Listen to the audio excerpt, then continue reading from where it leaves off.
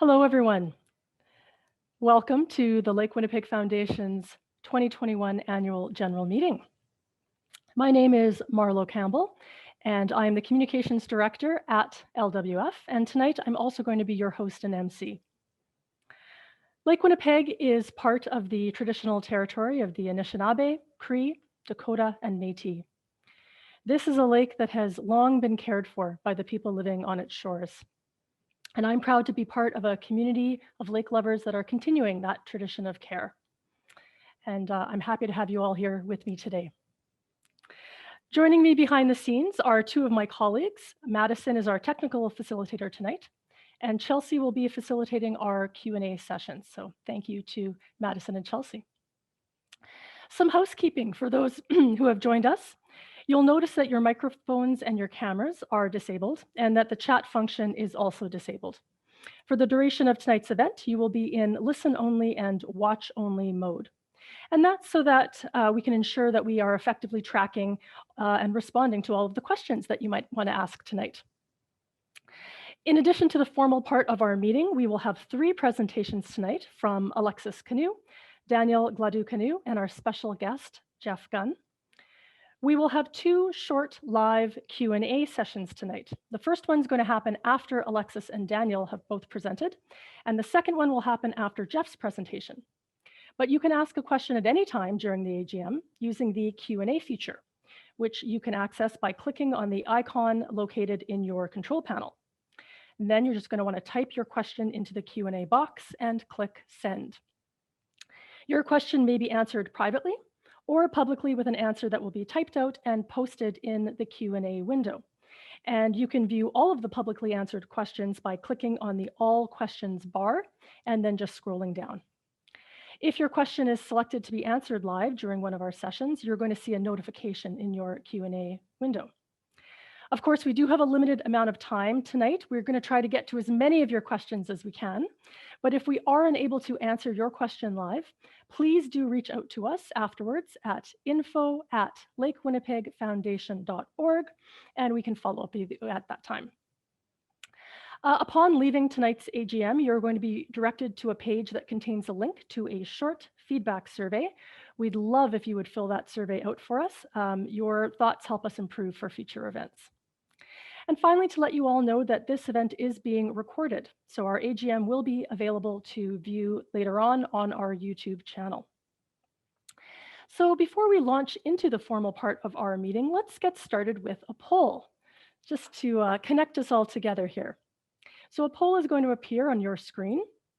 We'd like to know, where are you joining us from today? Are you here in Winnipeg, Treaty 1 territory? Are you joining from Manitoba, but outside Winnipeg in Treaty 1, 2, 3, 4, or 5 territory? Are you outside of Manitoba in Canada somewhere? Or are you beyond the borders? Have you joined us from the United States or perhaps another country? So if you want to cast your votes, all votes are anonymous, although this one's a pretty low stakes question. And Madison, why don't you show us the answer to this first poll? Okay, so we've got a resounding 77% of participants here with us in Winnipeg, Treaty 1 territory, but it's lovely to see that we do have some visitors from beyond the city, beyond the perimeter, and beyond the border as well of our province. Wonderful. So let's move forward. I'd now like to invite Selena Randall, who is the president of LWF's Board of Directors, to call the formal meeting to order and report on official business. Selena. Thanks, Marlo. Good evening, everyone. It's 7:05 p.m. and I'd like to welcome you to the annual general meeting of members of the Lake Winnipeg Foundation. I also welcome all our guests who have joined us this evening. This is our second online AGM, and it's a format that allows us to stay safe while also staying connected. And I really appreciate you all accommodating this change. As we host a virtual AGM, it's an opportunity for members living across the watershed to participate. And we're very excited to welcome Lake Winnipeg Foundation members from Manitoba, Ontario, and Alberta. Thank you very much for joining us.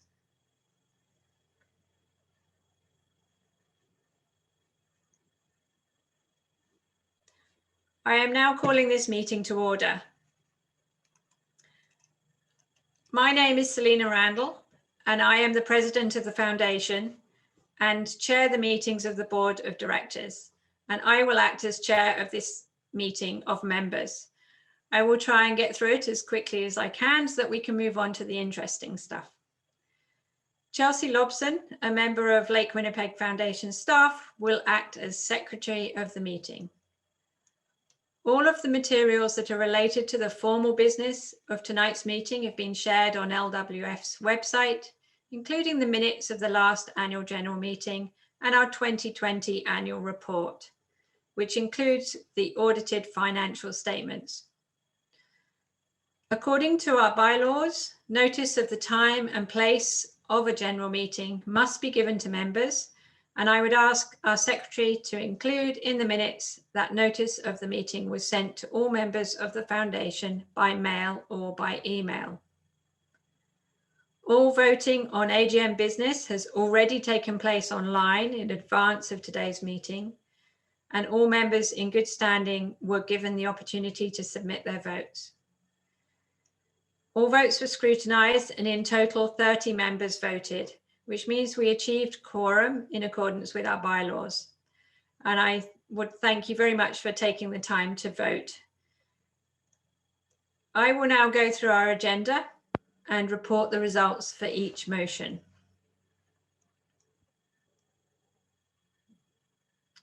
So agenda item 1 is a motion to approve the 2021 AGM agenda.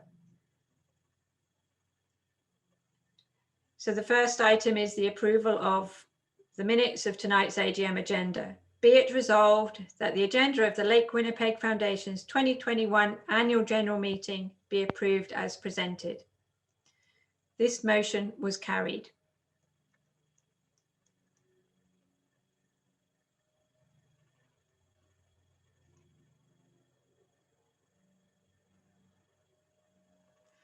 Agenda item 2, motion to approve the 2020 minutes. The second item was the approval of the minutes of our last annual general meeting held on June 30th, 2020.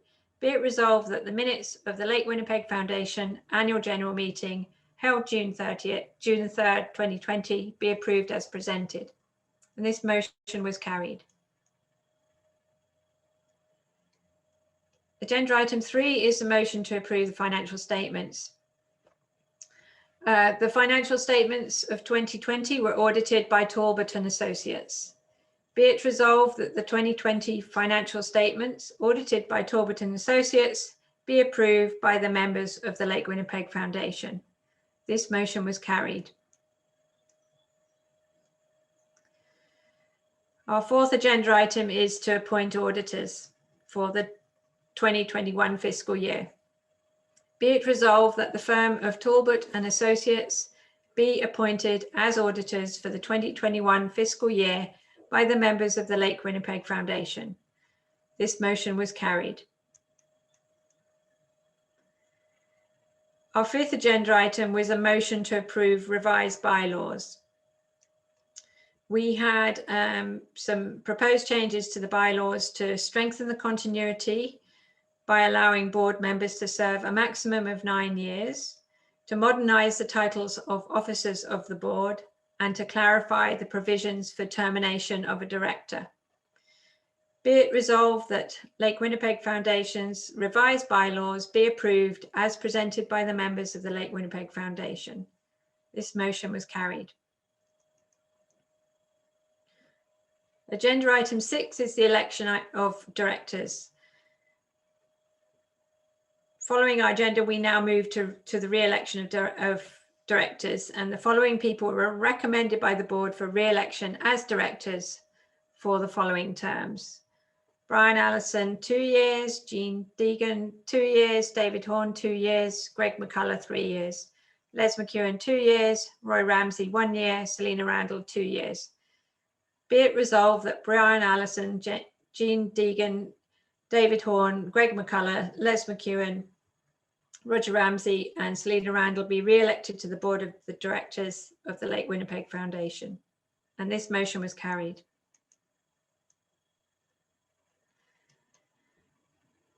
If anyone is interested in participating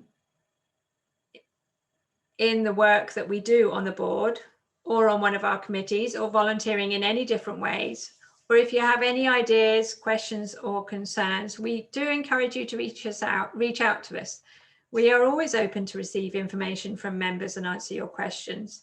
So you can contact Lake Winnipeg Foundation staff, who will be happy to follow up with you. And given that we're not working in the office, the best way to contact us is via email, but there is a phone number on your screen if you want to reach out to us. On behalf of Lake Winnipeg Foundation, I would like to take this opportunity to thank one of our outgoing directors, Ramona Bird. We thank her for her service. We will be replacing Ramona in due course. Agenda item 7 is a motion to adjourn. We've completed the formal part of our meeting, and I declare the Lake Winnipeg Foundation's 2021 Annual General Meeting adjourned at 7:12 p.m. Thank you, and I'll now turn things back to our MC for tonight.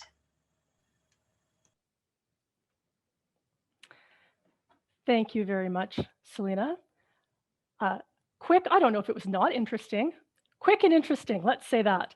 Our next presenter for tonight's agenda is LWF's Executive Director, Alexis Canoe.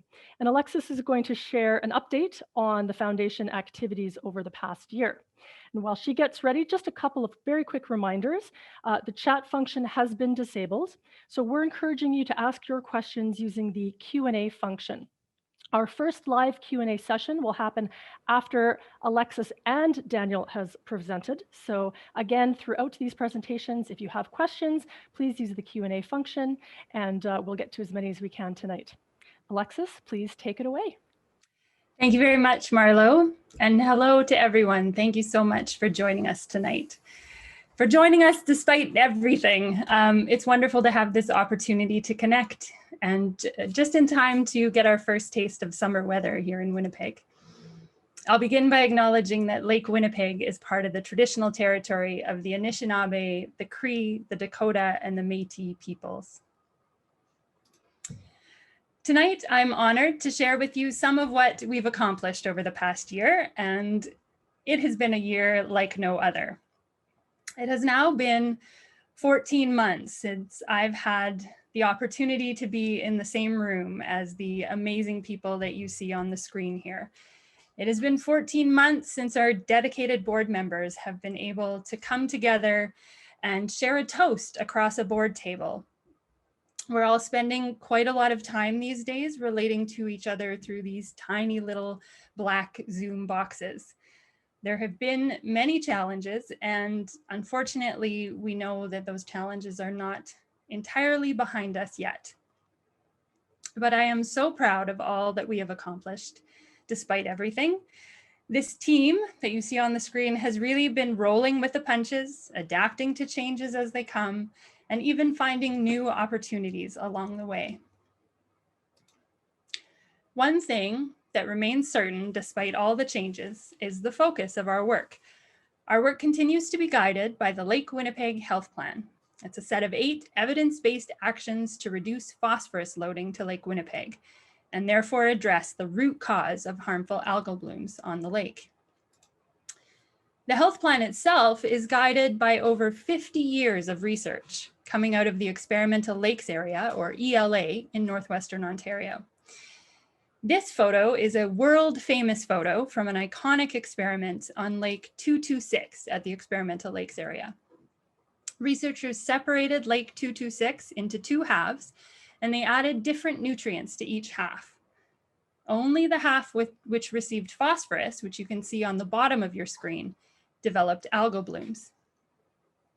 Subsequent research has demonstrated that these algal blooms could be effectively controlled by reducing phosphorus inputs to freshwater lakes.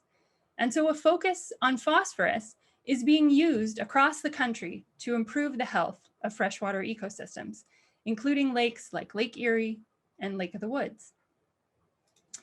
Here in Manitoba, however, Our provincial government unfortunately continues to divert energy and effort towards nitrogen reduction, despite a lack of evidence that this will have any impact on the health of the lake.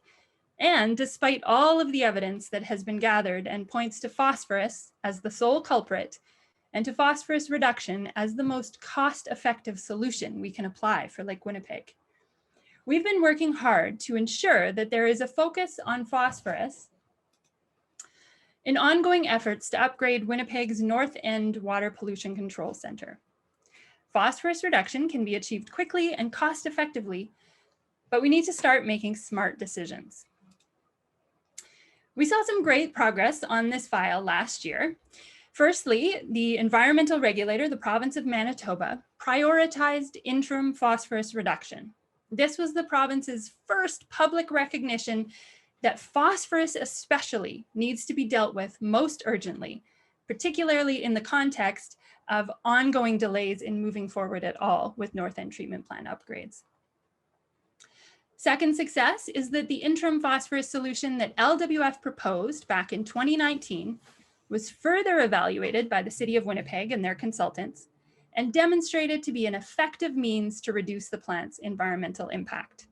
So LWF has led the charge in bringing workable solutions to the table, and governments are recognizing this.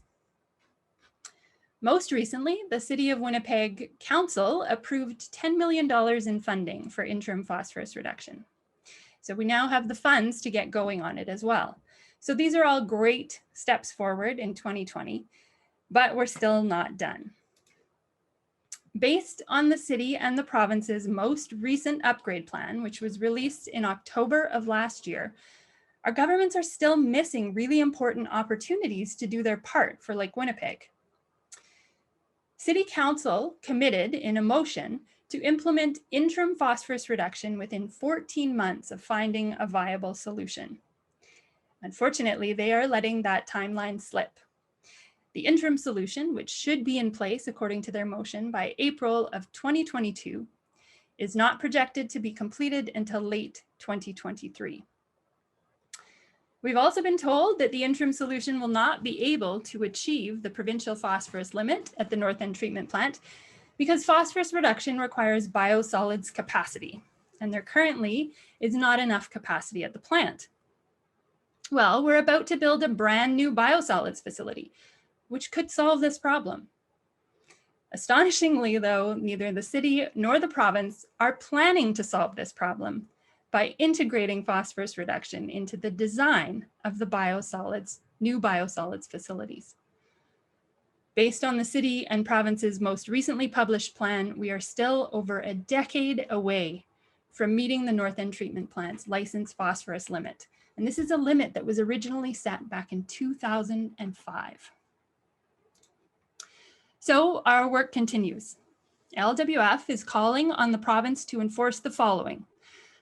Firstly, to ensure that the interim solution is up and running by April of 2022 with measurable reductions in the phosphorus output from the North End plant.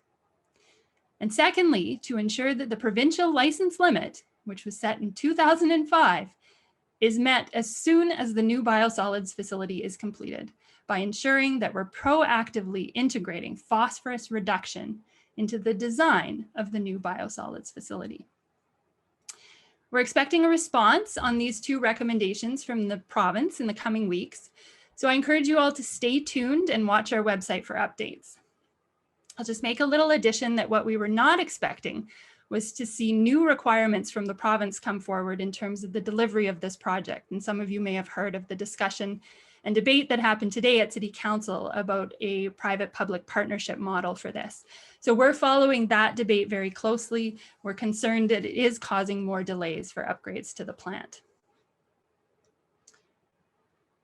Another ongoing focus of our work in 2020 was the Lake Winnipeg community-based monitoring network. This network is providing important data to improve Lake Winnipeg water quality by identifying phosphorus hotspots, those areas that we need to target in order to reduce phosphorus loading.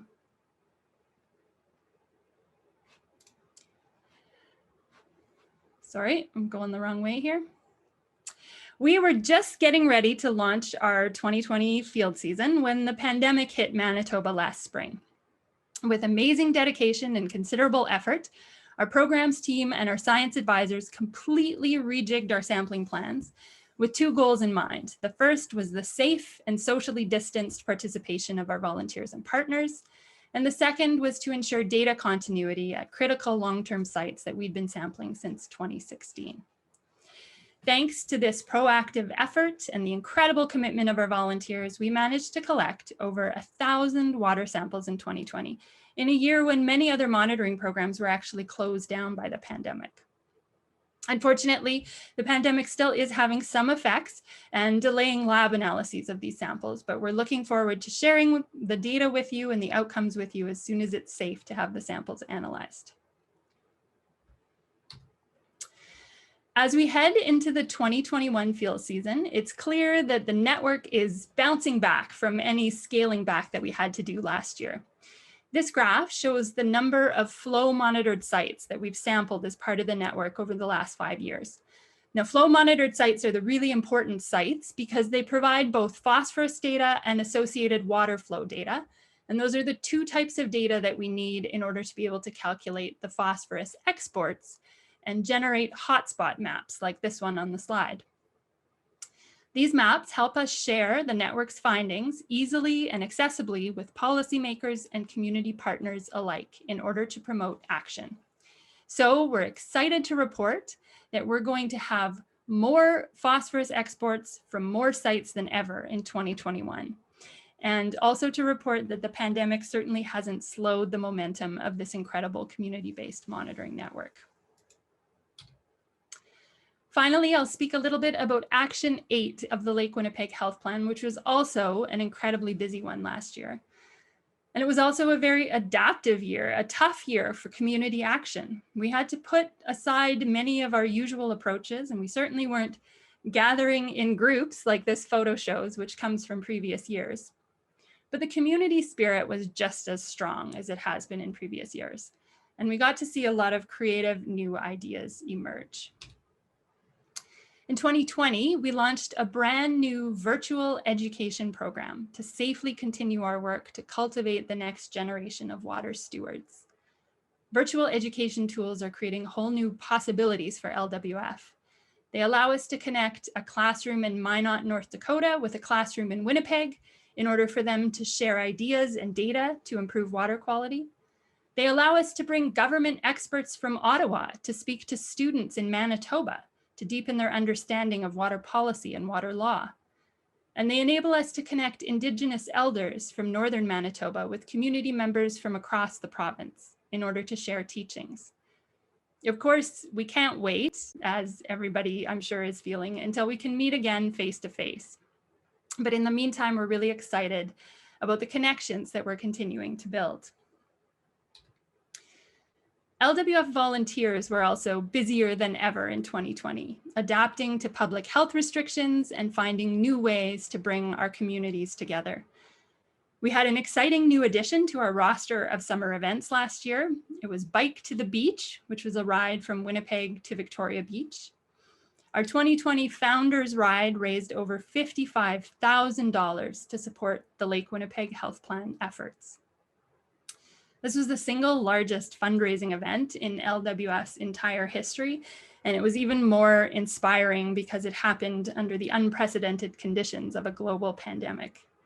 So we owe huge thanks to the ride's organizer, Scott McDonald, and to all the riders who took part last year. And I encourage you to stay tuned for further details about the 2021 ride. Another inspiring first for us in 2020, we received our largest ever individual donation from LWF members Rob Langdon and Josephine Fallan.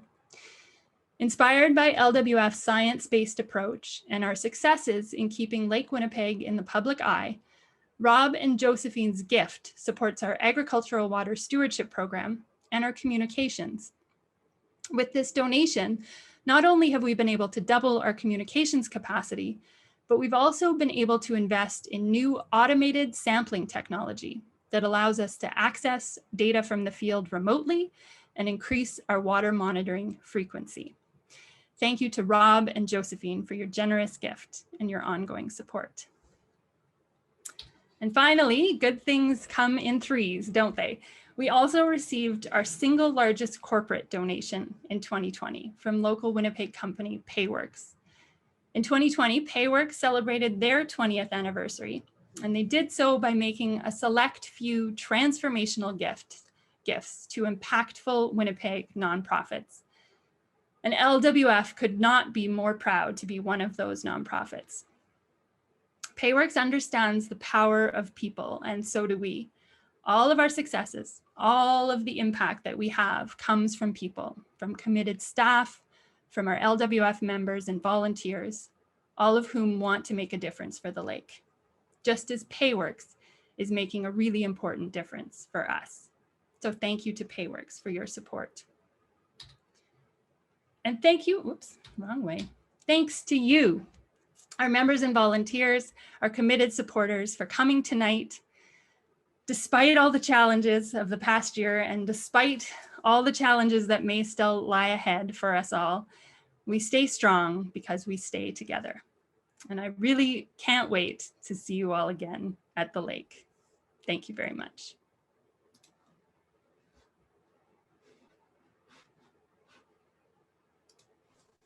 Thank you so much, Alexis. I too miss seeing you in person and would love to see you at the lake.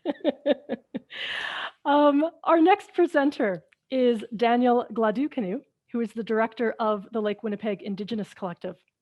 And Daniel is going to be sharing with us a short update on some of the collective's activities.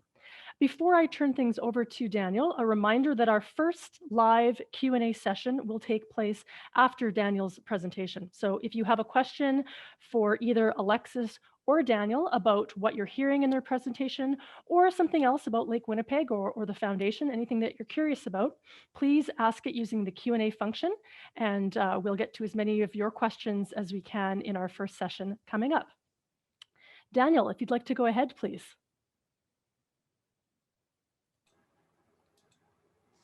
Yeah, just getting set up. Tell a similar background as the last presenter. Yeah, so maybe I'll get right into it. Today I was going to talk a little bit about what we've been up to, but I wanted to focus in on a couple interesting developments, I suppose. So, of course, this has been quite the year, as we all, we've all lived through it. And, we started as the collective, we were gathering with people in 2020. We had our largest winter gathering in Penamatang. We got a chance to talk about the history of Lake Winnipeg and how we want to proceed forward and how we want to honor water and make sure that the lake and water and the land receive the respect it deserves. And of course, over this past year, we haven't been able to gather, which has been tough. It's been tough for our staff and for our members, because so much of this work is about relationships and sort of building strength as a team. So we found some ways through webinars, through starting to Zoom more, and I hope some of these ways of connecting will help us continue to connect more in the future, even as we get to gather again and meet with each other. Yeah, I hope there's some things that we can draw from this. So today, yeah, I wanted to focus on 7 things. Now, 5 of these things might be familiar to LWF members. We presented a collaborative document, 5 things for the 5 things the federal government must do for Lake Winnipeg.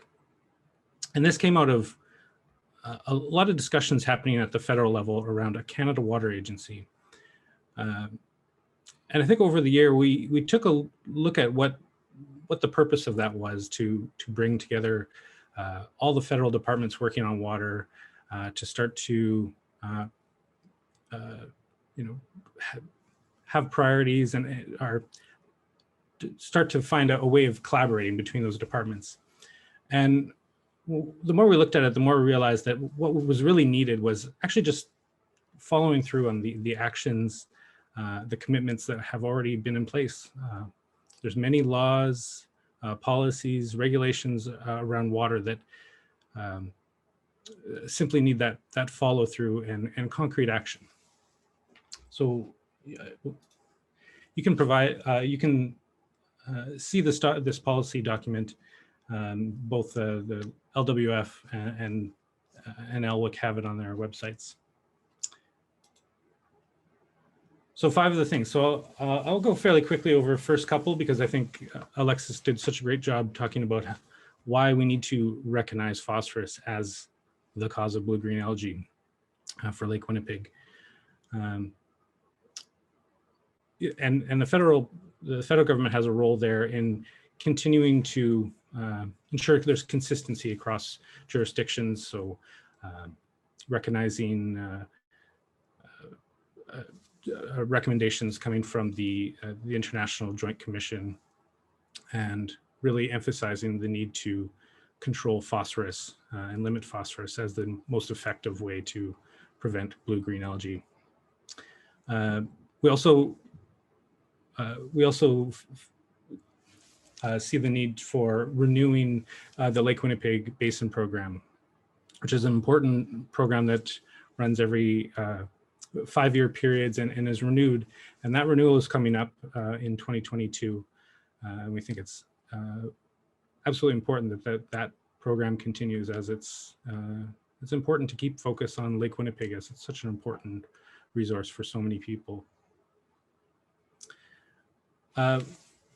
We also, for our third recommendation was that there should be more support for Indigenous people and recognizing the role they play in protecting water. One of the ways that we see that happening is through the United Nations Declaration on the Rights of Indigenous Peoples. This was a declaration that was created over the last 40 years through the work of many Indigenous peoples across the world, and has been signed on by the government of Canada, but we haven't seen enough action to actually implement that declaration. And we think that by doing so, we start to see a way of addressing some of the inequities in our current system. And there is a bill in place called Bill C-15, which we think is an important step in that direction. It certainly sets out a pathway for moving and starting to implement these rights. But we also think this is one of the important statements in that bill was a rejection of colonialism. And we think that that's something that needs to be further brought to departments all across the government, of course, but certainly with water issues that have been felt so closely to home and have impacted many Indigenous peoples because they are often left out of the decision-making process or have their needs and knowledge ignored. We also see the need to increase enforcement. Of course, all the environmental laws in the world won't be helpful unless they're actually enforced, unless there's follow through. And consistently, you can see environmental laws are difficult for governments to enforce. So we asked the federal government to make sure there are laws and policies in place for things like wetlands, for invasive species, and for fisheries, all of which deserve protection and have laws associated with them, but often the enforcement falls short. And finally, working on the jurisdiction, our jurisdictional responsibilities. And in particular, we looked at that as there's a role between Indigenous people and the federal government, and bringing Indigenous people into the table, to the decision-making table, as so much of our territory as Indigenous people is affected by decisions being made on the lake every day. And this can be done through, we saw this as a possibility of being done through a memorandum of understanding for Lake Winnipeg and the Lake Winnipeg Basin. which is due for renewal just this past year and will has been delayed by the pandemic, like many things. And that we think Indigenous people should be at that table, helping with those decisions. And one of the issues that's really come up this past year that I think is important to really highlight a lot of why the federal government needs to be involved in Lake Winnipeg issues is the Lake Manitoba, Lake St. Martin Outlet Channel project. This came from a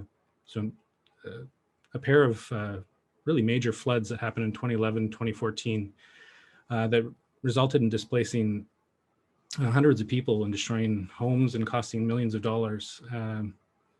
And part of that was that those floods were sent down a portage diversion beyond its capacity to that it was built for, resulting in these floods throughout Lake Manitoba, into Lake St. Martin, and really all the way up into Lake Winnipeg and down the Nelson River, affecting infrastructure and people all along the way.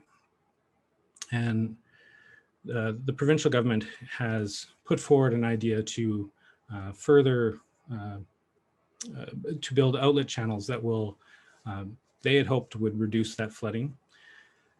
But unfortunately, their plans have fallen short. They failed to consult with First Nations who were affected by the original floods, certainly left out a lot of people, and really have tried to rush the decision. And this shows in that they've had to go back a few times to the table, as the federal government has said, has rejected their initial assessment, saying that they needed to sit down with Indigenous people, with Indigenous rights holders. They needed to include Indigenous knowledge and make sure that they were part of the conversation. So now at this point, a lot of First Nations have spoken out. The Métis community has spoken out as well, that this is something that needs to be looked at with a lot of scrutiny by the federal government. The impact assessment is due soon from the Manitoba Infrastructure and will be sent to the Impact Assessment Agency. And at some point this year or early next year, the federal government will, in fact, the Environment Minister will have to make that decision whether to listen to Manitoba Infrastructure or First Nations. And we think that there should be more support for First Nations who've been so poorly affected by these decisions up to now. And a little bit on the lighter side, I guess. We've just this week, in time for the AGM, we've relaunched our website, lwic.org. I encourage people to take a look at it. We've hopefully added a little bit more information so you can get to know the collective and some of the things we're up to. In particular, we've also, and in concert, we've launched a podcast to go with that, and it'll be a window into some of the conversations that we've been having as a collective about water and our relationships to the lake. Yeah, and I would definitely encourage people to go take a look, lwic.org. And then relatedly, the collective is making a big move this year after quite a lot of work over the last few years to we'll be incorporating as an independent organization.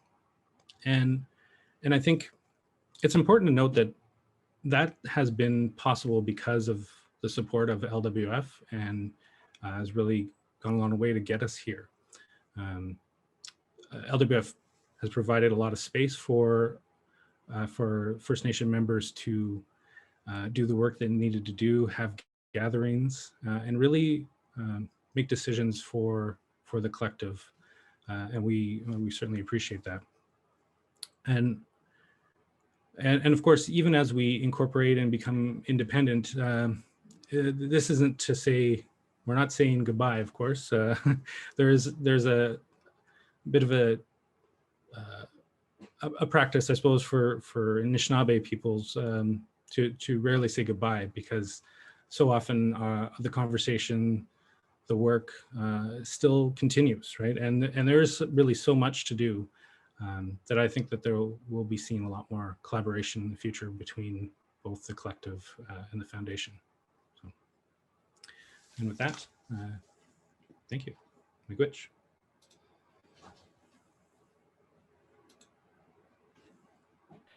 Thank you very much, Daniel.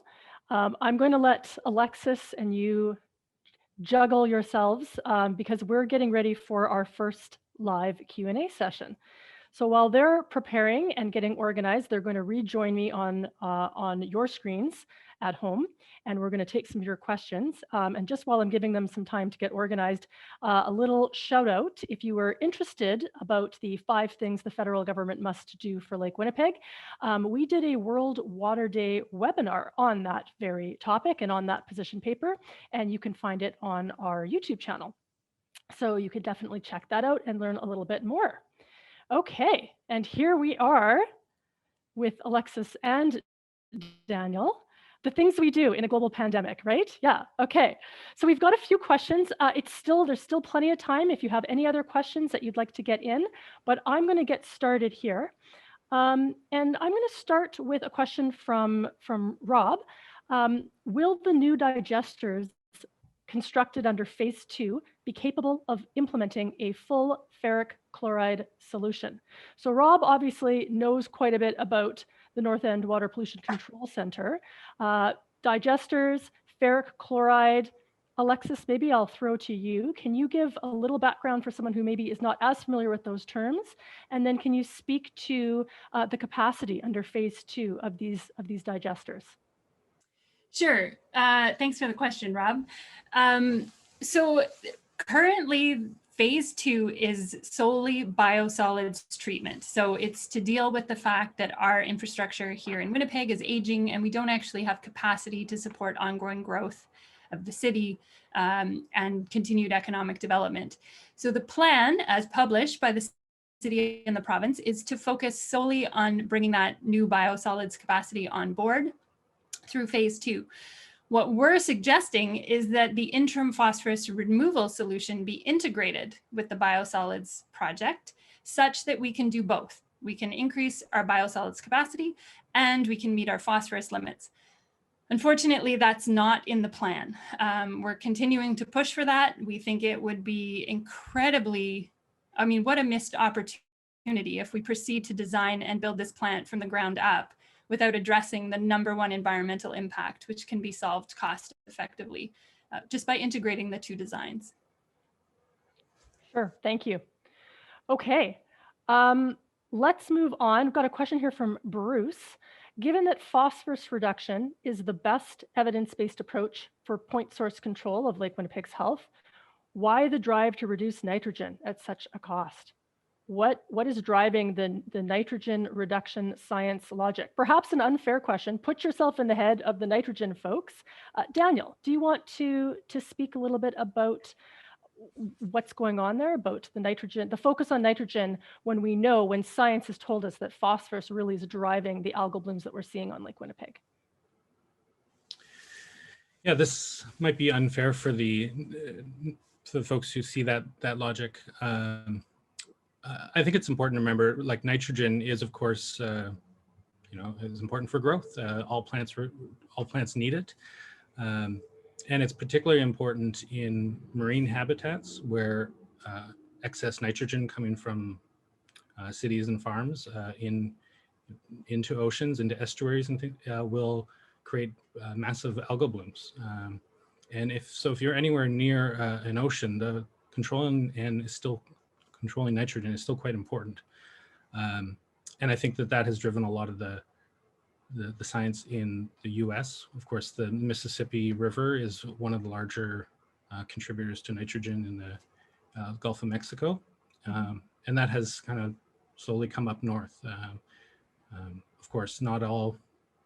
So in the Great Lakes area, they are focused on phosphorus because that's where they see the best bang for their buck. Mm-hmm, mm-hmm. And I guess the consequence, they're using that science in a practical way.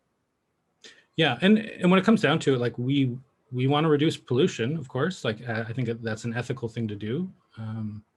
But if you try and reduce everything, sometimes you might just end up with a bigger mess in in the first place. And so sometimes you got to make some difficult decisions, and unfortunately for us, there is a easy decision here that phosphorus is a limiting nutrient. Right, for sure. Okay. I've got a question from Erin. She wants to know, where do you need support for the monitoring program? Now, Erin, I assume you're talking about the Lake Winnipeg community-based monitoring program that Alexis was talking about. Alexis, do you want to speak to maybe where we're at and where we see growth? I'm not sure if Erin is speaking about new sampling sites that maybe we want to go into, areas of curiosity where we want to focus on. What's next? What direction are we heading with that program? Well, we definitely want to expand coverage both within Manitoba and start to think about how we can possibly expand into new jurisdictions. So Saskatchewan, potentially further into Ontario than what we're already doing, and potentially even starting to sample internationally. Our programs director, Chelsea, knows specifically exactly where we need sampling volunteers, but we are generally trying to expand in the Assiniboine River Basin and to complete our coverage in the Red River Basin, because we know those are considerable sources of phosphorus to the lake, and we want to be able to break down those larger basins comprehensively to really target all the phosphorus hotspots in those areas. For sure.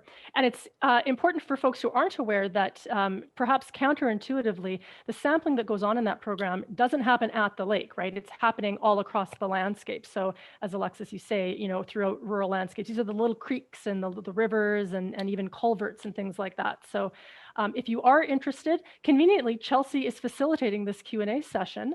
So if you email us at info@lakewinnipegfoundation.org, we can connect you with Chelsea if you are interested in volunteering for that program. A question from Mike. What can members do to support the implementation of interim solutions? Is this just politics? Mike, if I had the answer to that, I feel like I'd be a millionaire. I'm not sure who, Alexis or Daniel, wants to take. I assume with interim solutions, we're back to talking about the North End Sewage Treatment Plant and our push for the interim phosphorus reduction there. What can members do? What are some real practical things after tonight's AGM? If people care about this issue, what are some activities or actions that they can do? I know Alexis could speak to this, but So can you? Yeah. Well, I think the more I pay attention to this issue and follow it, you can really see that both the city and the province have a real hand in this, in kind of delaying things. And it's hard to know where to focus sometimes, but I think the key is that it's through citizens' effort, through talking to their elected officials, both MPs and councillors really feel they feel that anger, right? And we'll start to address it. The reasons why we have an interim solution in the newspaper and being discussed is because of that that outrage, and I think even that's really been the driver for it. So I think it's more important than ever to keep that pressure up, because I think what the province or the city would like to see is that those concerns die down, and then they can just make the decisions that that are more convenient, or more convenient, because we know that the most cost-effective way is the interim solution. So it seems to be just a matter of not putting the will and effort into it from either the city or the province. So I think having that pressure is extra important.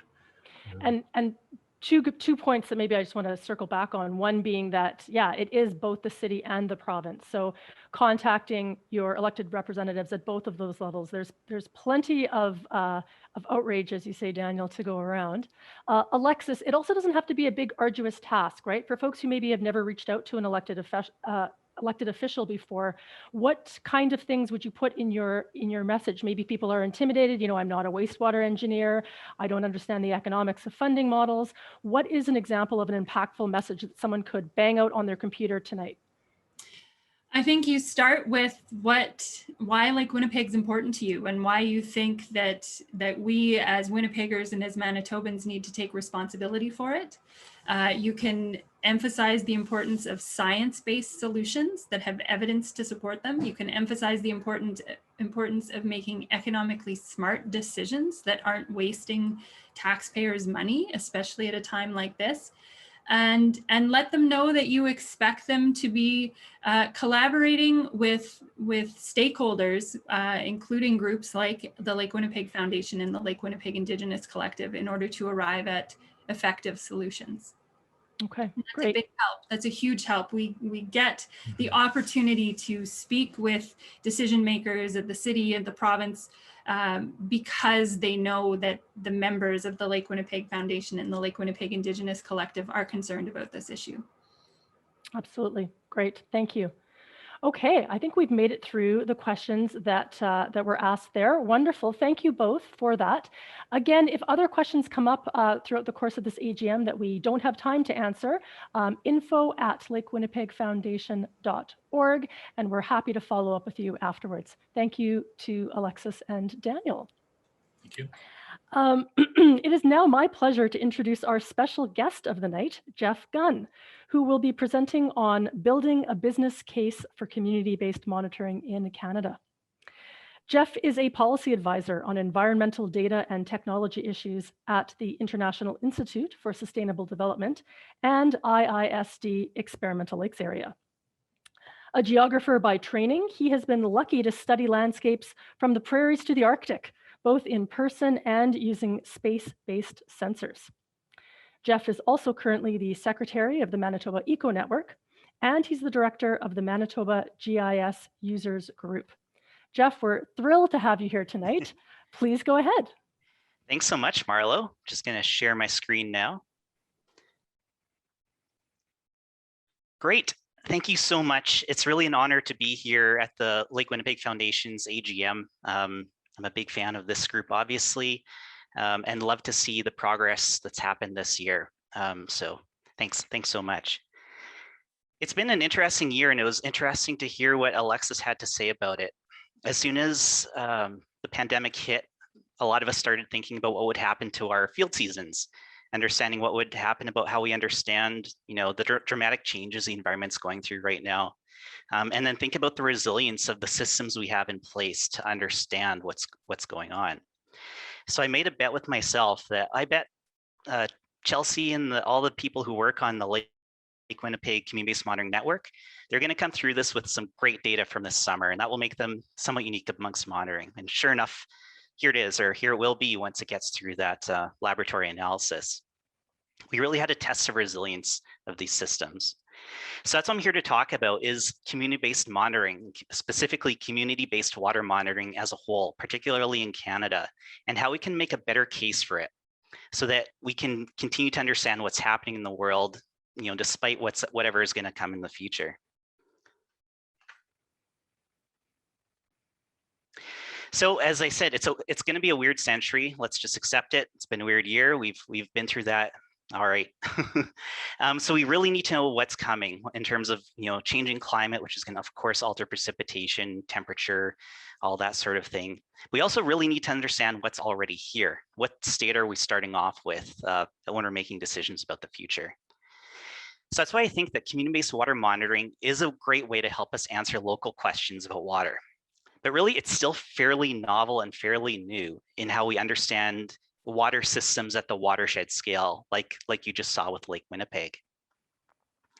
So that's why we, ISD, as well as a consortium of community-based water monitoring groups from across Canada, including Lake Winnipeg Foundation, are working to build a case to help protect and grow monitoring of our water at the local scale, the scale that matters the most to each of us, and the scale that I'm sure many of you are feeling when you look to support the Lake Winnipeg Foundation.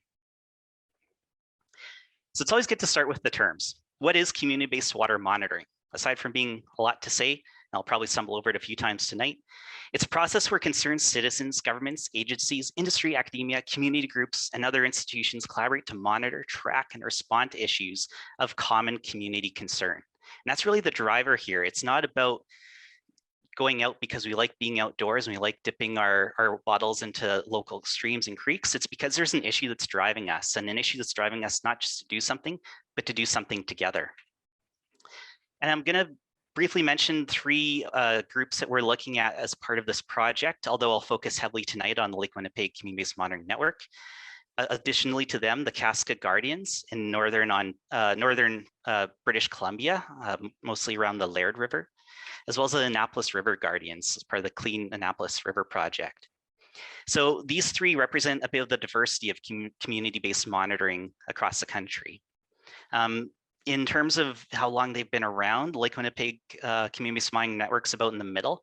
Casca Guardians only started a couple years ago as part of the Indigenous Guardians program, and operated by the Danikai Institute. So really just getting onto their feet, doing that baseline monitoring. Whereas the Annapolis River Guardians, run by the Clean Annapolis River Project out in Nova Scotia, they've been operating for 30 years or so and have a long baseline of data and have generated some real impact.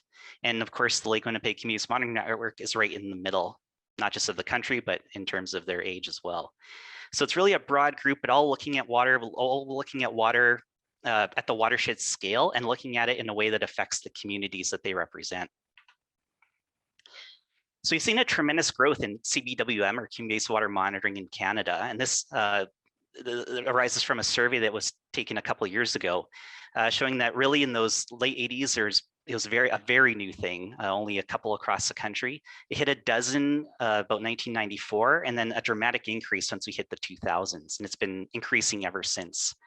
From the survey, they found that community concerns about the health of local rivers, streams, and lakes, and a desire to be involved in water stewardship accounted for a large portion of the increase. But I think an even larger portion of it came from somewhere else. And that's where I go to one of my favorite reports that have come out in the last few years. And I say that, I guess, as a science and policy nerd. It's the WWF Canada's Watershed Report Card, which I think is a great illustration of what's happening in Canada. So while a lot of people were looking at the health of Canada's watersheds, I saw this big red blob in the middle of the country, which is all the watersheds in Canada that were listed as data deficient. So the team at WWF Canada couldn't even make a broad assessment of what the health or even threats to these watersheds were because so little monitoring data was available to them. I find that quite concerning when Canada prides itself as a freshwater nation, and most Canadians find freshwater as our most valued resource. Quite concerning. In the 3 years between, the overall, the data efficiency changed, as you can see in this second map here. A net increase of 10 more watersheds had sufficient data for monitoring, including some out here in Manitoba and Northern Ontario. But it was only a net change. Some actually declined and lost that monitoring data that let us understand what was happening. So this is a tremendous concern about understanding what's happening, what's going on. And this is identified in the literature as well. Community-based monitoring is heavily driven by gap filling. Local residents don't know what's happening with their water, or they're so concerned about something that they band together and work together to understand the watershed health, even before advancing action and trying to make a bigger impact to protect their water. And I think what we've seen here in Manitoba really reflects that sort of situation. So now where the rubber meets the road and science meets policy is, how do we go about advocating for more CBWM in Canada to fill more of those gaps? Unfortunately, I've heard this term a lot following Manitoba politics, but it's value for money. We have to demonstrate that any investment in community-based monitoring organizations is worthwhile to protecting our environment, that value is being seen whether you're an individual donor supporting a local cause, or you're the government of Canada making a large program scale investment that must be accountable to Canadians. And that means we need to translate values. This is a common thing in the environmental sector, in that a lot of the things we all value as those of us interested in the environment aren't things traded on a market. So they've been challenging for economists and even accountants to put a solid value onto. But that's why there's some new tools. And the economists helped me out here with this very convenient cover, noticing that data is the world's most valuable resource. And it's now, there's ways of modeling digital assets and understanding what the value of those digital assets are, and more on that in a bit. The public sector commitments. Anytime someone spends money towards a goal, they're placing some expression of value on that goal. Canada has climate commitments, so money is spent towards meeting those climate commitments, meaning that there is a value in a dollar terms towards those commitments. And finally, what I find the most fascinating and has a lot of connections here is the value of ecosystem goods and services, and that when we protect our fresh water and water bodies, we are protecting the people of the future to get the same services and goods that we depended on from those bodies of water or landscapes or whatever. We're expressing that we want to protect ourselves. We want to save, spend a little money now to save a lot more in the future, and that money in the future can add up to tremendous amounts of value as well. So that's essentially what we're doing here. We're translating what benefits that community-based water monitoring gets for us into these dollar terms. So I broke it down, and this presentation's a little on the brief side, but I'm going to highlight 3 parameters of CBWM: that it's credible, that it's cost effective, and it's complementary to existing monitoring systems, meaning that we're getting a lot of good value out of this as a whole. So a question that I've seen probably more than any, or at least in the subtext of a lot of what I've read about community-based water monitoring, is the defense. Yes, it's credible. Of course we're credible. Here we'll show you how it's credible, because it's outside of that academic government expertise sort of realm that we traditionally used. And by traditionally, I mean for a period in the 20th century to define how we monitored water and understood the environment. So the short answer is yes, CBWM can be credible, and most of it is. Most follow established protocols like Lake Winnipeg Community-Based Monitoring Network. Those protocols let you quickly say as a shorthand, yes, we follow these protocols, our data is intercomparable with this other group and this other group and this other group, and that can be stacked up as science and brought to policymakers that, yes, this is all the same and things are different here than they are there. A very common feature I've seen across Canada is that scientific advisors, volunteers, and consultants appear. There's a lot of PhDs if you look a little deeper into a lot of these community-based water monitoring groups, often volunteering their time or volunteering their expertise to help develop the program and make sure it generates really great data. There's almost always, and often highlighted quite prominently, is quality assurance and control systems, field duplicates, field audits, things like that, that really show robustly that the volunteers are doing a great job at collecting great data. And really importantly, increasingly fair data. And FAIR is an acronym that we throw around about data that says it's findable, accessible, interoperable, and reproducible, meaning that's out there for other scientists or students or educators or other policymakers to use and evaluate. It's really opening your notebook and saying, here's what we got. It's good science and good policy. One thing I do want to note is I've said community-based water monitoring, but I've kind of pulled back from saying citizen science. And this is something I've actually changed my mind on a little bit recently. What we see is a huge growth both in community-based water monitoring in Canada and citizen science. And I'm starting to think those two might not be the same thing, and we should probably distinguish them. So citizen science is often under the direction of professional scientists and science institutions. And it's great because you can get a broad number of people acting as sensors to help you collect data all over. But it's not driven by community questions often. It's a tool in a scientist's toolkit, but it's less so on the policy side. So that's maybe a distinction worth thinking about as we go forward and advocate for community-based water monitoring.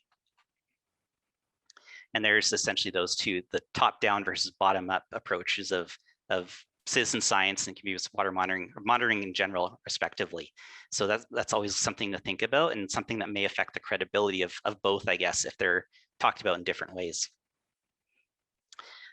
And then I could probably give you at least a few dozen papers that have evaluated the effectiveness and the accuracy of citizen and community volunteers that volunteer their time in monitoring systems. And they all say that, yes, it's credible in the sense that well-trained volunteers collect data just as well as technicians. I know in my couple of years as a summer student, I didn't have a ton of training, but I think I did okay collecting good data. And I'm presuming that a dedicated volunteer does as good or probably better than I did when I was just a summer student. So there's quite a bit of resources to back this up, that yes, they are credible as long as they have those monitoring protocols.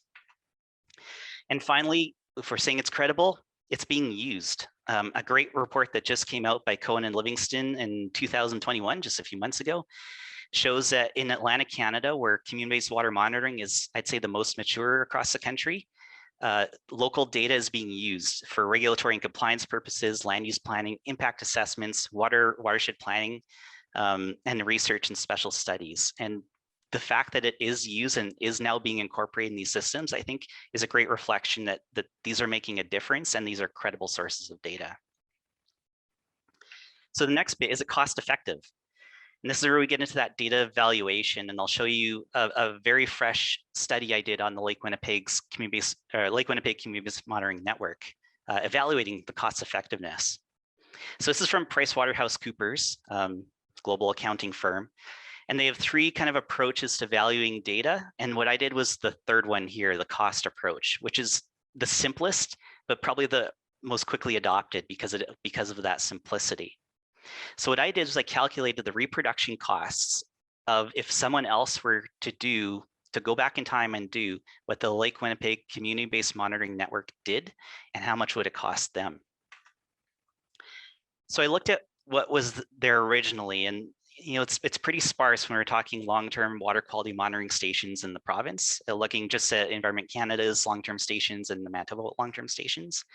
Not really designed for this the purpose of the Lake Winnipeg Community-Based Monitoring Network, which is to identify those phosphorus hotspots, really brought in for other reasons. So we know we would have to send people out to get stations and go do the monitoring themselves.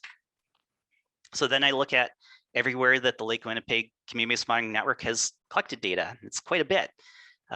See some great expansion from those earlier days. And then what I did is I made a bit of a costing model and did some fun GIS and spatial analysis, and figured what would it cost for someone, just for ease, driving from the Manitoba Water Stewardship Office on Century here in Winnipeg, nice accessible location. How much would it cost for them to go and do all these samples over that period of 5 years? And what would it cost in terms of salary and per diems and sampling equipment and analysis costs and all those types of things? And over that period of time, what would the difference be between this community-based approach, which of course has many other benefits, and the kind of conventional monitoring approach? So of course, using that replacement cost model, LWF, it costs about $329,000. For a public sector, if someone were to do that, it'd be 1.19 million at least. And these were very conservative assumptions, which brings us to about a 3.5 to 1 cost effectiveness ratio, which is right in line with the literature that CBWM generates, a lot more for the bang for your buck, just in the pure cold economic and financial senses than conventional monitoring. And to say that conventional monitoring could even happen of this type, I think, is quite a bit of a stretch. So I found that quite interesting, and I think that's a good, cold look at the facts, basically, just the facts. So Statistics Canada did a similar thing, a lot more in a simple way, but looking at all of Canada and the entire nonprofit sector, and estimated that there's over $3.5 billion of data assets held by all of us organizations out here in the nonprofit sector.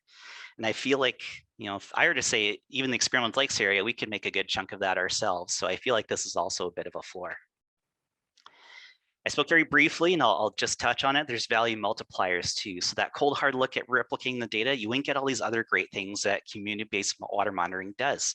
The complement to academic research, the fact that an academic researcher could, request that another sample bottle is taken at a certain amount of sites in a year and really get a broad scale citizen science approach to their work with fairly little effort. The early warning and surveillance, that you now have a network of individuals who are committed to protecting water. You can say, hey, something's going on in the creek out back. I think someone should have a look at it.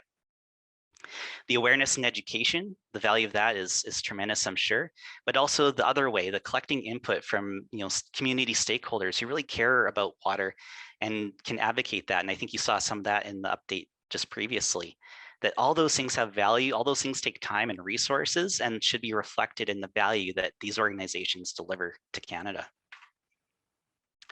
Finally, a concern that I hear often just in talking to people as well is it complementary? Are we going to lead to redundant data and way too many samples being taken and freezers full of samples that will never be analyzed? Or will CBWM put hardworking people out of work? Will it overtake conventional monitoring and just be the way things are done in the future? So I'm going to say no to both of those for a couple of reasons. There's streamlined in the workflows for existing monitoring systems within government, within private sector, within regulatory compliance. There's kind of there's a flow. Those are pretty set. Even things that we thought would be dynamic and change the game, like remote sensing and satellite observation, haven't really. They've taken some time to get spooled up. They always need that on the ground validation data. Even if you're talking high frequency sensing and complex systems, they need a person occasionally to go and make sure what they're seeing actually is true. And this is our conventional way of community-based monitoring, that it goes in, what we see is it went into a database previously, usually went to report cards and communications. And this is very common for groups like the Clean Annapolis River Project with their longer term kind of pre-internet days. But I think that this is what we're seeing right now. This is already happening, this new vision of monitoring the system of systems, as it's sometimes called, that all these things work together and actually complement each other and make the data even more valuable altogether. That they all end up in similar databases. In our case, the Lake Winnipeg data stream, which I'll show in a second. Those can be used in data-driven models using artificial intelligence. They can be visualized simply to the community to show what's happening right now or in near real time. And finally, with more eyes on all of this data and the data products that arise from them, you get more people involved, checking to make sure it's good, but also that knowledge transfer and the feedback loops begin to really get set in, where scientists inform the professional monitoring to answer bigger questions or policy concerns. The community can really drive those community questions, and it can all work together in a single fashion. And for me, I've seen a tremendous change just in a few years, and I think we all have, in the number of dots that have appeared here in the Lake Winnipeg data stream. This is a small section of it, but that there's a mix, and all these dots represent a mixture of community-based monitoring data, public sector monitoring, regulatory monitoring, and then even citizen science, all mixed in together, all with fairly strict protocols for how it's entered into the system, but all available now to everyone to see and put some value into. So finally, maybe I'm saying this coming from the ELA experience now, managing 53 years of whole ecosystem data, but I really want to advocate how important time is. This is just one of many articles showing that long-term sites contribute disproportionately to both ecology and policy. We make better decisions once we see the variety that the world can throw at us. And that's even in the normal times before climate change really sets in. It'd be more important to have these longer-term sites to understand baselines and the impact to communities, and even for communities to protect themselves with those changes that are coming ahead. Another important piece is that there's a data value chain, and this is from one tech industry blog. But it's fairly well recognized that individual data goes down in value over time. It's not fresh anymore, it's kind of stale. But data in aggregate goes up tremendously over that period, especially if it gets aggregated together, pulled into a bigger tranche of data basically, and can help us understand more and more complex systems. So lastly, to keep this business case going and to keep CBWM alive in Canada, we need to think that long-term thought and make sure that we advocate for longer-term funding for CBWM so that staff can be retained, those longer-term plans can be made, and we recognize that this is a strong contributor to protecting our fresh water in Canada. Lastly, and I think a lot of us have seen this as we've watched the Lake Winnipeg Community-Based Monitoring Network as it's matured. I was reading this paper a few months ago, Success Factors for Citizen Science Projects and Water Quality Monitoring, and I saw a lot of the factors that they say lead to success demonstrated here in Canada. The supporting structures, the environmental awareness of issues, the motivation, the willingness of volunteers to volunteer their time and location to help contribute to this effort. But saw that the one missing piece here is the consistent and adequate funding. And that's something we shall be pushing towards as we want to see these benefits happen to our, to protect our community, we'll monitor our water and make sure we have a good sense of what's happening in the environment. So with that, I'll say stay tuned for more. We're hoping to have some pieces come out within the next few months. And if you have any comments or questions that you'd like to direct to me or even have a chat about this work, feel free to ring me up by email. I'm mostly sitting at my desk these days. Happy to chat about that. And then again, thanks to the supporters of this work, the Lake Winnipeg Foundation, the Gordon Foundation, and Our Living Waters. Thank you very much. Great, thank you, Geoff. I'm going to ask you to stay with us on your screens. Perhaps you can stop sharing your screen if you want, although yes, Geoff's contact info is there for folks who are interested. It is time for our second Q&A of the night. So that was a great presentation, super interesting. If you have a question for Geoff about what you've just learned, please use the Q&A function to ask it. And we've got some time to take some of those questions. Hilariously, Geoff, Chelsea has a question for you. She has reached out to me privately. She's facilitating the Q&A, but of course, she, I think, is as nerdy about CBM as you are. More so, perhaps. More so, perhaps, yes. She lives and breathes this stuff. So while we're waiting for perhaps any of the questions from our participants, I'm going to ask Chelsea's questions.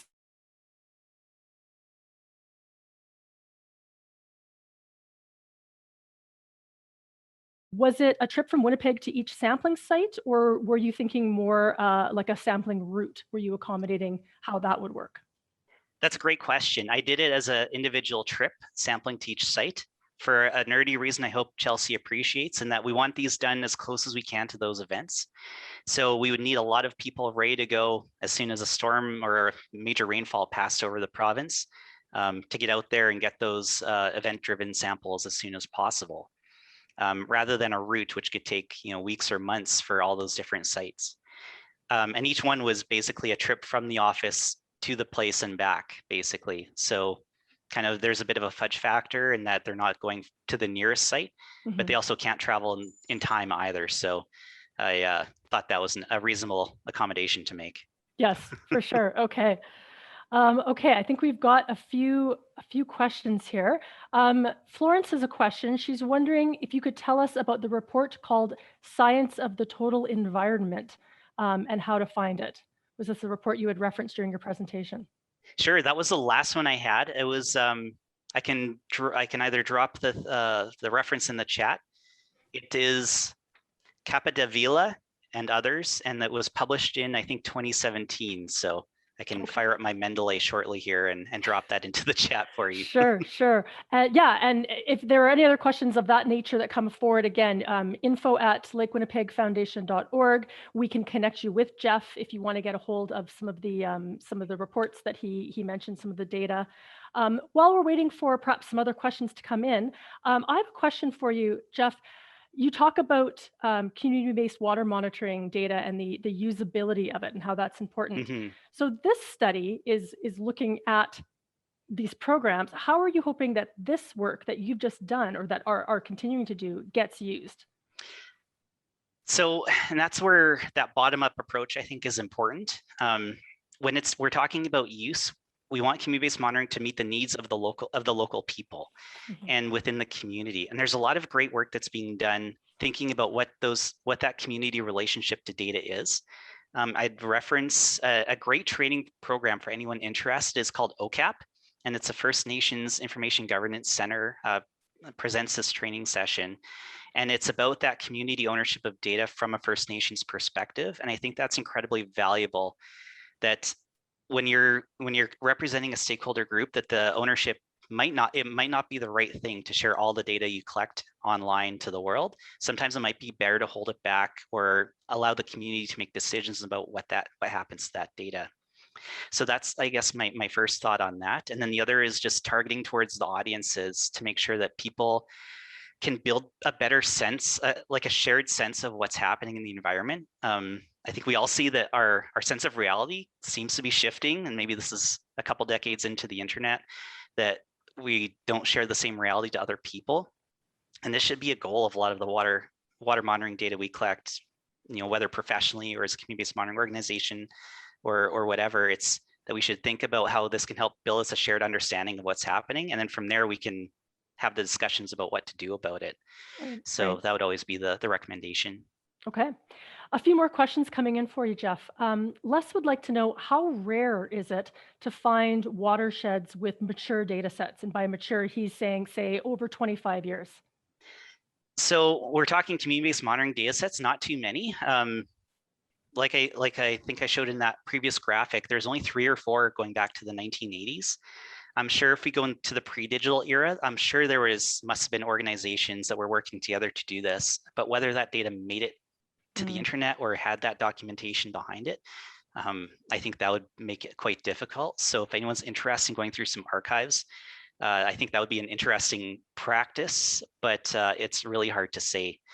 Yeah, the Clean Annapolis River project's really going back to the 80s when they took a bit of a hit when they applied to have the Annapolis River designated as a Canadian Heritage River, and that application was denied because of the environmental degradation. So that's really what spurred people to take some action and begin monitoring to say, hey, actually, it's not as bad as you think, and get that, but also, okay, there are some things that we need to work on as a community. So that would be the examples going back. Okay. And you talked about LWCBMN, that's the Lake Winnipeg Community-Based Monitoring Network. The acronym just rolls off the tongue, being sort of a middle age. And this program has been around since 2016. So it is still, I mean, the oldest ones you're saying back to the 80s maybe, and then there are ones starting newer and newer. Segue, Becky has a question about the Cascadene Guardians monitoring. She's wondering what parameters they're looking at and where we could find more information about that particular community-based water monitoring program. So first off, for more information, there's a great Narwhal article that came out where they documented kind of the Denikai Institute and kind of their progress, including some of the Indigenous Guardians programming that they had. So I can probably Google that to you, or I can share that with you, Marlo, sure, to share around for anyone who's interested. The parameters are really the core physical and chemical parameters that are important to the community. So for them, I believe it's mostly like temperature, turbidity, and level are quite important to them because they're in a more kind of a mixed alpine plain environment. And those are what matters to people. So those are things that are affected when they've had some recent forest fires, when things have happened there. But yeah, it's really the core stuff. And that core stuff really, I know to a lot of us, those are what really matters and can start telling you things are actually changing or things are somewhat staying the same. Okay, sure. Florence has another question about the OCAP that you mentioned. Please tell us how it relates to data collectors training. I think, Florence, why don't, again, if you want to share, you have a link for that training that they offer, and that's training for people to learn more about community-based monitoring or to actually become a monitor, like best practice in the field kind of thing. It's a best practices developed for those of us who would work with Indigenous communities' data in some way, whether we're a data manager or a user or whatever, to respect the experience of a lot of communities that have been harmed in the past, and often by well-meaning scientists, and to respect that we need to chart a better way with the data of communities that in a sense belongs to them, and not in a sense it does belong to them if we're gathering from those communities. So that's another reason why community-driven monitoring with communities involved in all stretches of it is really, a great way forward for policy, right? Because then we know the provenance of the data and we know why it was collected and can have some of those, won't run into those issues like we do when we're interlopers jumping in and jumping out, that we're respecting what's behind it. Sure, okay. Those were all the questions that have come in from our participants. I have one final question just to sum things up. You talked about the economic case or the business case for community-based monitoring. I think in the nonprofit world or in the environmental world, we're shy about talking about money sometimes, but nothing to shy away from, right? I really appreciated the breaking it down and the value of the types of work that we're doing. The business case for taking the work that's being done and assigning a very clear and tangible value to it. Is this sort of new work? Is this a new frontier that you're in? I'd suppose no if you're from a business perspective, but I think similar experience in the nonprofit world that it's speaking the language of the people we want to reach, right? Which I think we're pretty good at generally, but usually not to those more business-driven audiences, the audiences who are driven by accountability especially for public funds, but also to other types of donors. We want to be accountable to them. So what I gathered, a lot of this comes from some experience looking at ecological and ecosystem goods and services. and ascribing values, which can be, a bit troubling to say this, we know this landscape is worth, so, it's intangible how much it's worth. But I'm going to put an exact dollar value on it just so that the people who think in dollar values can see it's going to be a tremendous loss, say, if there's disruption here. So I think that's what we need to do. And unfortunately, the remedy for a lot of it is tracking more of what we do. Sure. How many people are we reaching? How many people are contributing their time and effort and resources to make this happen? And then communicating that, because all of our time, all the time of everyone here is valuable, and we want to recognize that, but also show that there's a lot behind us when we're working for these environmental issues. Okay, I'm going to sneak one more. I said that was going to be the end, but one more question is snuck in. This will be our last question from Greg. He's pointing out that much older water quality data does reside in old government reports. Have any CBWM monitoring programs or programs considered data mining? So again, finding, as you were saying, those older data sets and moving them into data stream. Are those types of projects worthwhile? Are there people doing it? Is it feasible even? So I have not heard of anything like that within the CBWM context. A lot of it's a little more present focused, but I couldn't really say. To Greg's great question, though, I'm sure this is a thing that there's a lot of interest in. We've been working with some other groups about ELA data, actually, that Greg might have some ideas about that exist still in reports, to do that sort of thing, to pilot it for CBWM groups and other people who have the same sort of questions about the past and questions about data that might not be digital yet, and how do we get it there? So I'd be happy to hear if anyone has thoughts on that to chat more in the future, because that's important data. It is. Well, and you think about all the people over the years who have passionately cared about their water and have in the shoe boxes, under the, in the closets, or, who have written these, the stereotype of the report gathering dust. And there probably is some really great stuff. I mean, ELA, of course, is a wonderful example of that long-term data set, but it would be really cool to see how we could digitize, or certainly maybe make more accessible and bring back some of those older baselines. It could tell us a lot about what was normal, right? Yeah. So that'll be really interesting. Yeah, for sure. I think we're going to have to leave it there. Geoff, thank you so much for sharing your work with us, for sharing your insights with us. And thank you to everyone for asking those great questions. We're going to move on. We're almost at the end of tonight's meeting, and it's my turn to talk a little bit. I just wanted to provide a very quick update on our summer 2021 event season for those who are interested. As many of you know, summer is usually when we're out in community, meeting with our supporters, meeting with our members. We are still in a pandemic situation, so as planning is happening this year, of course, we're keeping safety top of mind. We are closely monitoring all of the public health updates and regulations, and we're preparing to adapt all of our activities accordingly. There are a few scheduled events that I wanted to draw everyone's attention to. On Sunday, June 27th, LWF will be taking part in Save the Lake, which is a community fundraiser hosted by the Gimli Yacht Club and the Kiwanis Club of Gimli and District in support of LWF and the Lake Winnipeg Research Consortium.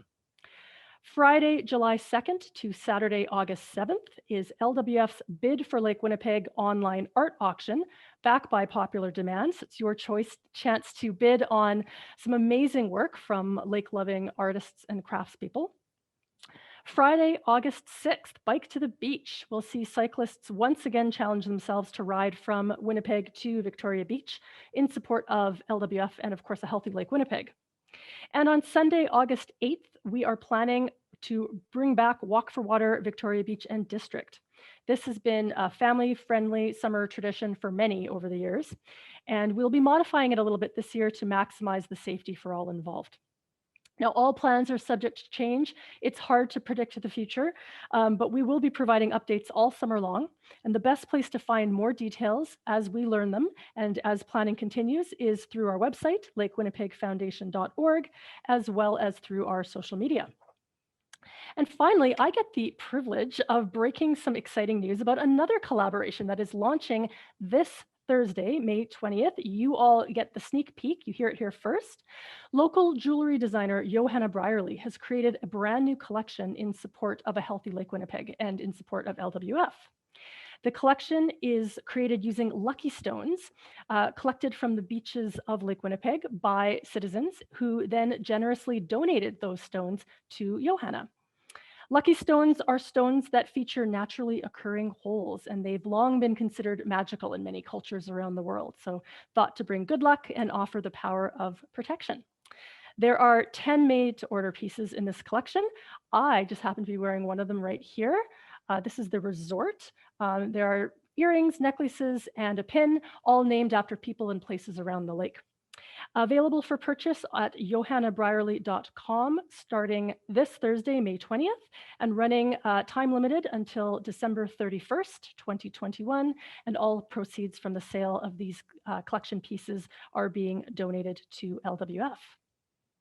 And with that, it is time for our last poll of the night before we say goodbye for another year. So you've heard a lot of information from Alexis, from Daniel, and from Geoff. We want to hear from you. Are there any other topics that you'd like to see LWF cover in future webinars? Maybe you're interested in the latest in Lake Winnipeg research and science. Maybe you want to hear more about federal freshwater advocacy opportunities, or provincial advocacy opportunities, or municipal advocacy opportunities, because there's lots of them. Maybe you want to learn more about Indigenous perspectives, or about community-based water monitoring or citizen science, which we're learning are not necessarily the same thing.